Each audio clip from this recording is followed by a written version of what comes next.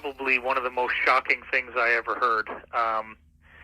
It came from my insider, Jacob, I call him that in the book, who actually was working for the Rothschilds and still does, and also is a whistleblower who doesn't really do what they want but continues to work for them because he feels like there's some very serious extraterrestrial threats to Earth and that what they're doing is very necessary to protect us. So the story goes that in the 1960s there was a black man in Africa who came in with abilities complementary to those of Jesus. And he was performing miracles. He was starting to get people to listen to what he had to say. And the cabal tried to kill him, and, you know, they could shoot him in the head and his skull would just regenerate and the flesh would grow back, and he was fine. And, you know, so the crazy story that I heard, which, and remember, I was told at the time that if I disclosed this, that I would be killed.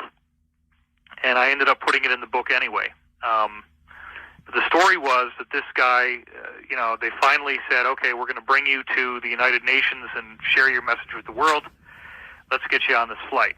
They bring him on this flight, and instead of bringing him to the United Nations, they shot him repeatedly, and then actually had some kind of meat grinder device, and basically like a bandsaw, I guess, and sawed up his body into a whole bunch of pieces, put him in these very like radioactive shielded containers, and then had all these fighter jets dock with the plane and fly his body parts to all corners of the world, where then these containers turned them into ash. And they thought that maybe this would defeat him, like that his body somehow, the tissue was necessary. So if they destroyed all the tissue in all these places across the world, maybe they could defeat him. Well, he then regenerated in their offices and was fully fine, fully intact. But the sad part is that he said, you know,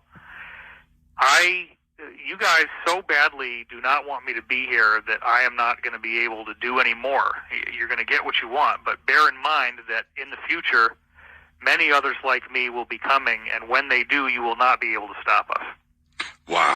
In the 1960s, this superhero, Blue Marvel, was released. He was a superhero that lived during the civil rights era, and he basically healed and saved people just like the guy described in the real